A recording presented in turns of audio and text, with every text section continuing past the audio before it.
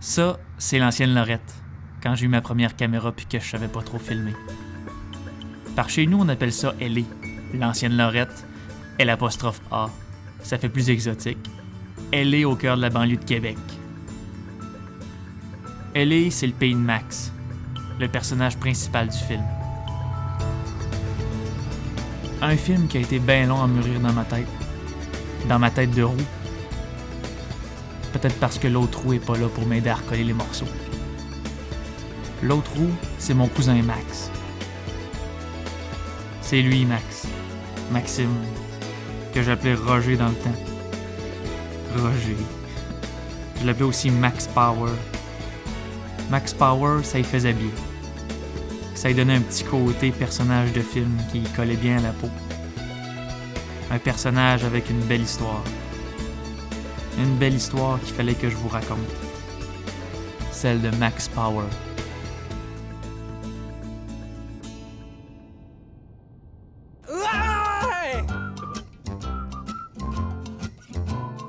Mon enfance puis mon adolescence, je l'ai passé avec mon cousin Max. On faisait les clowns devant une caméra. Puis on riait bien. La fois que j'ai rencontré Max, c'est quand on avait joué au football. C'est toi qui l'avais emmené.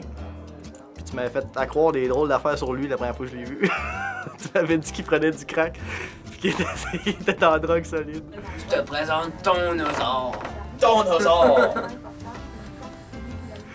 Fait que la première fois que je l'ai vu, j'ai trouvé bizarre un peu, mais j'ai trouvé smart. Moi j'étais un bon ami à Max, je l'ai connu, je devais avoir 5 ans à peu près. Ouais, j'ai passé une petite partie de mon enfance, mais pas mal toute mon adolescence là, à partir de 13 ans là, jusqu'à 21, 22 ans là, avec lui. Là. La première fois que j'ai rencontré Max, là, on devait faire un film chez vous, il me semble que c'était l'été. Puis lui avait genre 17-18, nous autres on avait à peu près 14. Vous aviez fabriqué dans l'après-midi des armes pour faire une espèce de guerre avec la cabane qu'il y avait dans l'arbre chez vous. Mais vous étiez juste deux sur l'Uberlu, puis vous aviez fait une grosse guerre. Puis je pense qu'on avait embarqué là-dedans fabrication d'armes pendant plusieurs heures pour finalement faire une guerrette de 35 secondes. Je voulais toujours avoir du fun, puis franchement, là, il était toujours ouvert à faire n'importe quoi, tout pour se divertir. C'était un gars qui aimait faire rire. C'était un clown vraiment, là. Il jokait avec le monde, puis il était vraiment là, un gars souriant. Il avait pas peur de faire des niaiseries.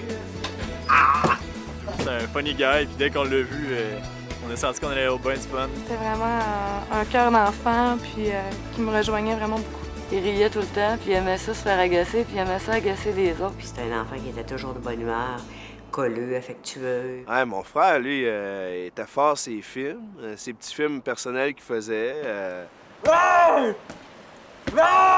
Il se développait bien gros des personnages. Je sais pas comment il faisait. Là, genre avec le même chapeau, il pouvait faire 3 ou 4 personnages différents. Là. Remontez mes jeans. Non, ça va très bien. Ah, très bien. Il était très, très, très imaginatif, très créatif. Il aimait ça se créer un monde, j'ai l'impression, tu sais. Puis il était bon là-dedans. Hein. Tu sais, il pouvait délirer pendant un bout, là.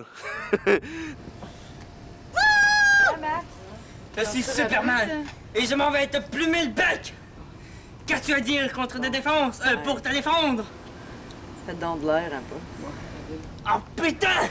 Je vais revenir avec toute une armée, on va te décimer! Sa gang de copains, ils ont tellement passé de temps, ils se sont tellement amusés à faire tout ça, là. Hé toi, t'aimes l'action? T'aimes le suspense? Eh bien regarde ce qui suit. Oh! Merde. Max, c'était de l'humour un peu absurde. Je pouvais jouer n'importe quel rôle. Là, je veux dire, il se prêtait, il prenait la peau de son personnage, puis il était très polyvalent, Max. C'était un des meilleurs, là, puis il aimait ça, il en mangeait. Putain, il a perdu un autre bras! Ah, il a perdu ses jambes! Dans le fond, on se réunissait des fois la fin de semaine, là, des fois chez vous, ben ici chez Max. Après ça, on se donnait des idées, savoir quelle scène qu'on allait faire, puis après ça, on séparait les scènes, on faisait les décors avec les draps. Je suis assez gros pour toi, ma grosse boule. J'espère qu'on a réussi un bateau.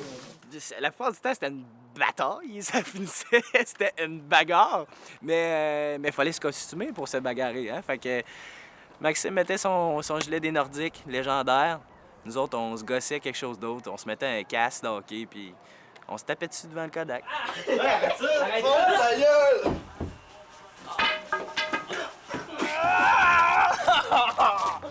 Un petit monstre.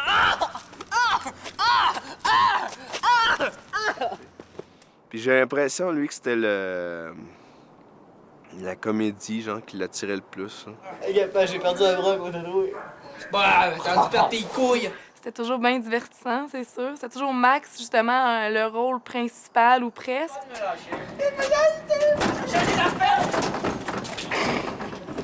On allait voir le film, puis on disait, les gars, vous êtes drôles, puis c'était drôle, puis c'était sain, là, parce qu'ils s'amusaient tellement, là.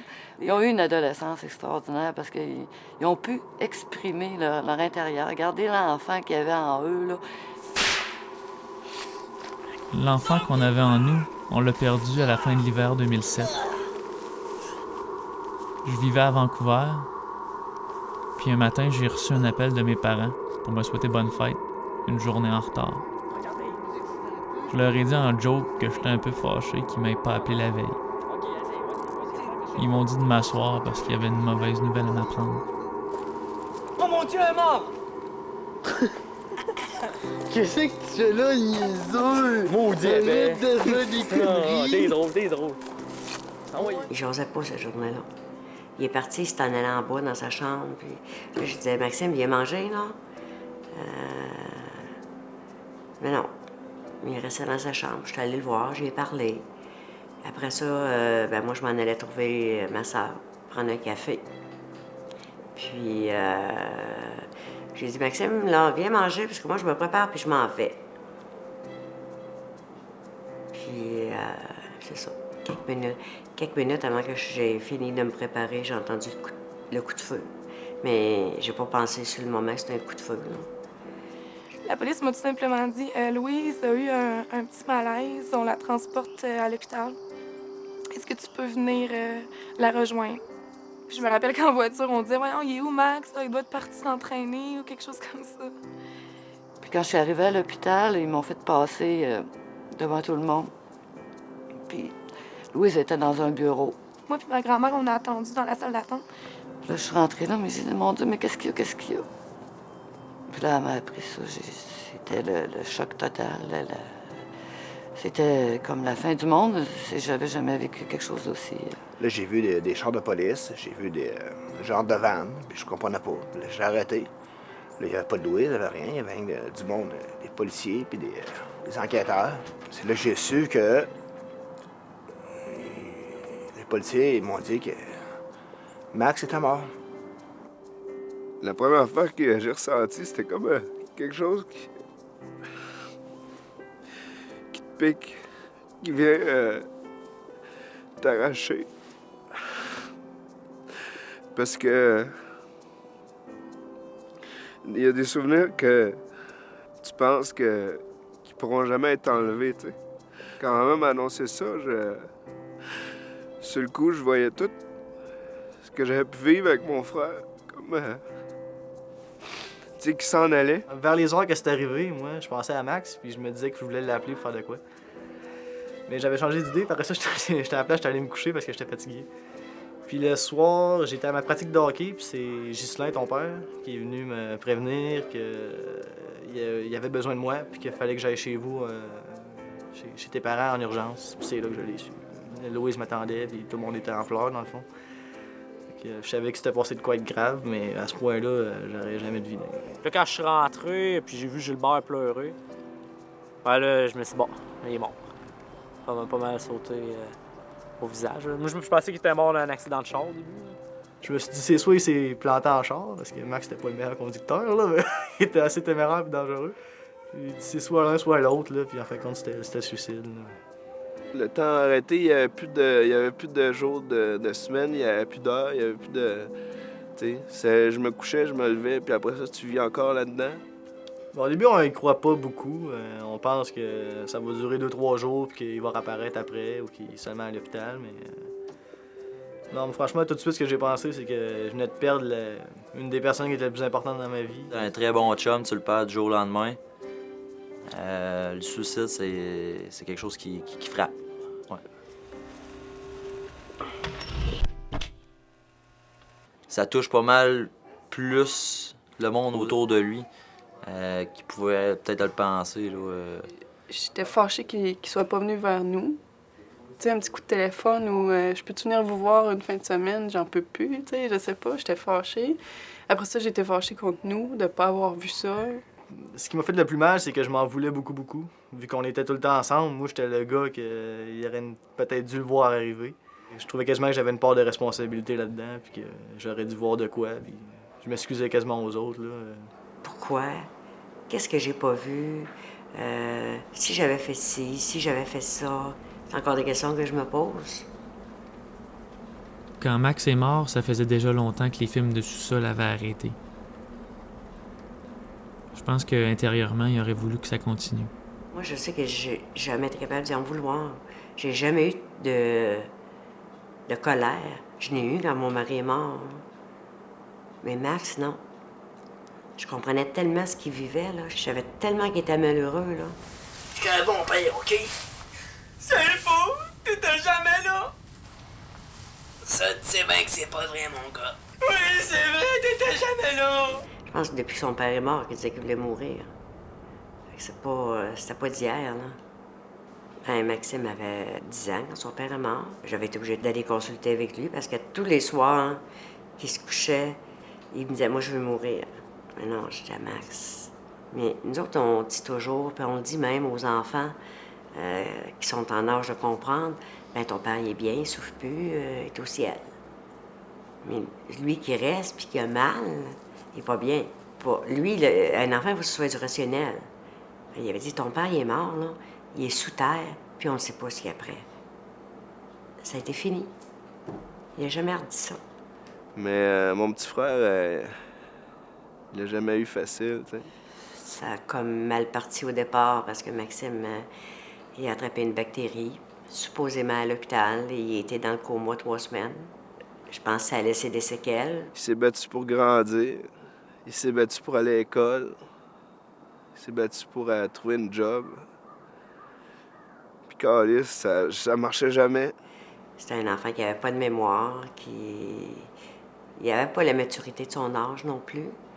Il les savait, ses lacunes, là. Puis, il disait, non, moi, je me rappelle jamais de rien. Je suis jamais capable de rien faire. Max, il était pas malade. C'est difficile de donner un nom au problème qu'il avait. Que oui, Problème d'apprentissage, on pourrait dire. oserait entendre rugir une panthère. Où était-ce le cri de canard? Tout dans la vie de Max était un combat. Parce qu'il voulait réussir. Il voulait vraiment. Il travaillait fort pour pas beaucoup de résultats. Puis ça rendait la plupart de ses rêves impossibles à réaliser. Maxime, son rêve dans la vie, c'est arrêter d'être policier. Hey! Saviez-vous pas un policier par hasard?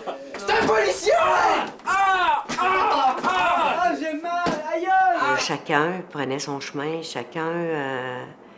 ça commençait, là, bon, OK, ça s'en allait aux études, il voyait leurs avenirs, puis lui, mais il était pas capable.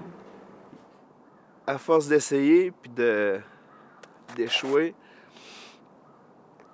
tu viens qu'à te demander, Chris, mais pourquoi je réessayerais si c'est pour encore échouer?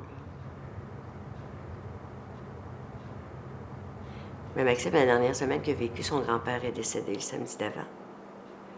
Puis il a parlé de la mort, là, cette semaine-là, là, beaucoup. Puis il dit, moi aussi, je vais mourir. Je lui avais dit, je pense 2 jours avant, Maxime, tu feras jamais ça, hein? Tu me feras jamais ça. Mais tout à coup, boum!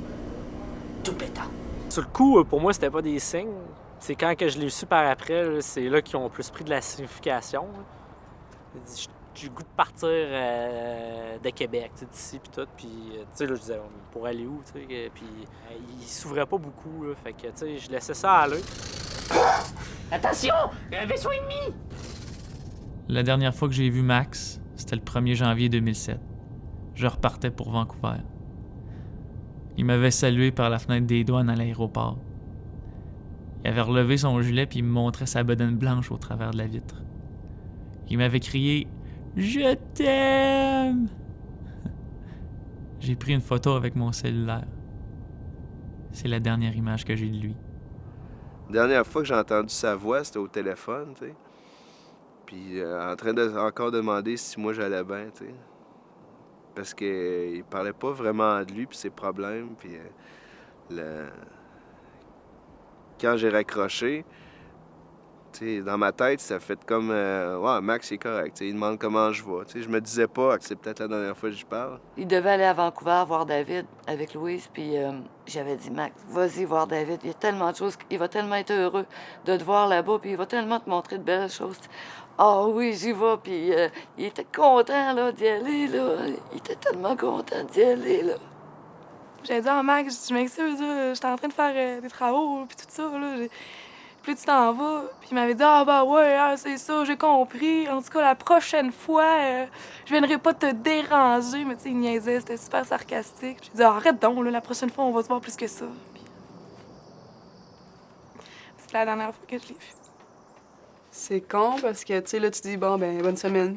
Des petits becs un peu niaiseux, mais, tu sais, si t'aurais su, tu sais, ça aurait été, tu sais, un gros colleux.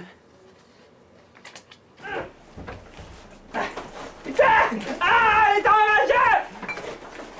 Ah, elle a une tronçonneuse! Ah! C'est ça, l'espèce de blessure de toujours se demander qu'est-ce que Max penserait de ça ou qu'est-ce qui te... Tu sais, s'il serait là avec nous, quelle niaiserie qu'il dirait ou... C'est commencé! Quoi? C'est commencé! Monsieur, quelle triste histoire, n'est-ce pas? Merde, je suis en train de perdre mes bretelles! Oh merde, j'ai perdu ma moustache! La différence entre le femme et l'homme, le femme, il y a ceci. Et le homme, il y a cela.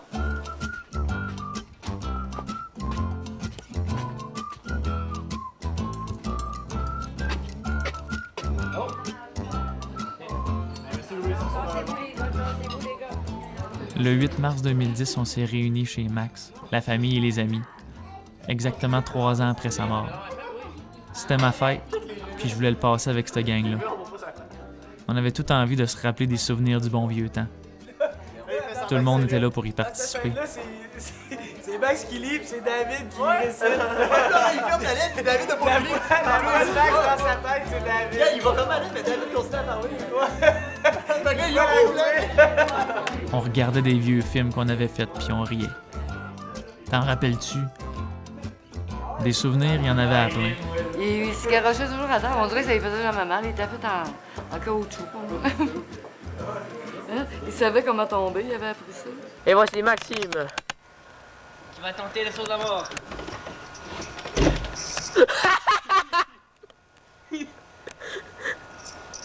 Ok, essaye, vas-y.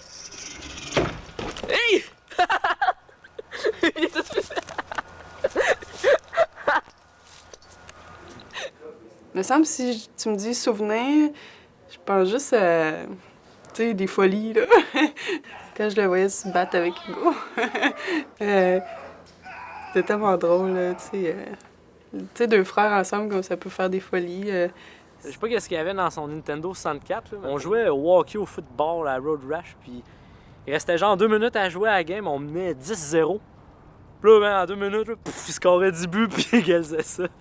On faisait des châteaux de sable. Puis on s'enterrait souvent jusqu'aux épaules. Puis je me rappelle qu'une fois, justement, je m'étais fait enterrer jusqu'aux épaules. Puis il avait décidé de s'en aller, de me laisser là de même, tu sais, pour me niaiser un petit peu. Puis moi, je criais, puis hey, Max, ça revient ici, là! Je veux pas rester de même! La dernière fois qu'on est allé au Stadel, Max est allé s'acheter un chandail officiel qui coûtait assez cher. Mais on savait depuis longtemps que les Stadel ne revenaient pas, mais lui, il avait pas pensé. Puis on était avec mon père cette fois-là. Du coup, il arrive avec son beau chandail bleu marin. Là, mon père, il le regarde, il dit Max, sais-tu qui déménage? C'est la dernière fois qu'on venait les voir. Il est dans mon maudit. La première fois qu'il avait été patiné, là, il patinait, mais avec une chaise. Il avait rencontré des amis de l'école. Là. Puis il avait dit Ah, tu patines avec une chaise, toi? Non, non, c'est juste m'asseoir quand je vais être fatigué. Passez inaperçu. Ah, personne ne peut me voir. Tous les jours, je me dis, il me semble que j'aurais fait de quoi avec Max. C'est juste quand j'écoute le hockey ou quand je vais jouer au hockey. Je pense tout le temps à lui. Là. Des fois, Maxime, je demande des trucs. Ouais, man, fais donc qu'il fasse beau demain, comment? pièces. Il me doit encore 50 pièces de calice. Je dirais, yo, mon 50 pièces, c'est Hugo, ton frère, qui me le paye ou c'est ta mère, là? Je dirais que Georges Larac a été poche avec le Canadien. Mais il va avoir une bonne claque en arrière de la tête, m'avoir fait de la peine. Me l'avoir laissé un petit peu tout seul. Juste dire que j'ai tellement eu des bons moments avec lui et que je ne l'oublierai jamais. Je suis sûre qu'il est avec nous autres. Là.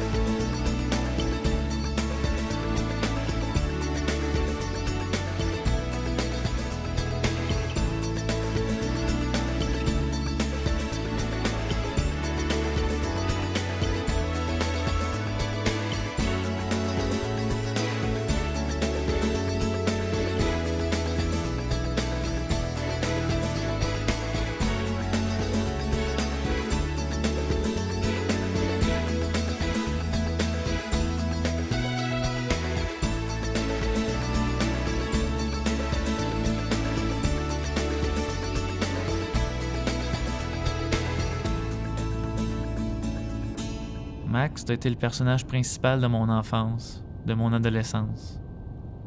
T'as été le plus grand complice que j'ai jamais eu de ma vie. Pour une dernière fois, c'est toi le personnage principal de mon film. Je te dis bye. Je t'aime. Ben, bisous, Max. On se revoit plus tard.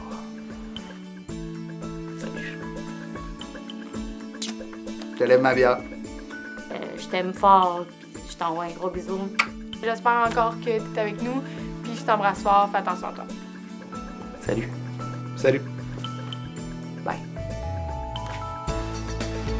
Attention, mon chum.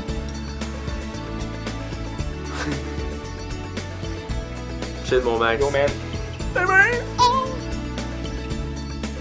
À plus. Je t'aime, Max. Salut.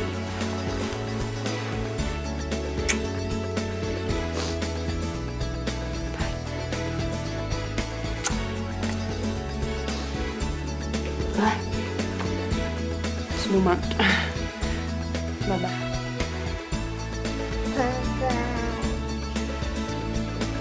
Mon petit frère Max, je t'aime beaucoup.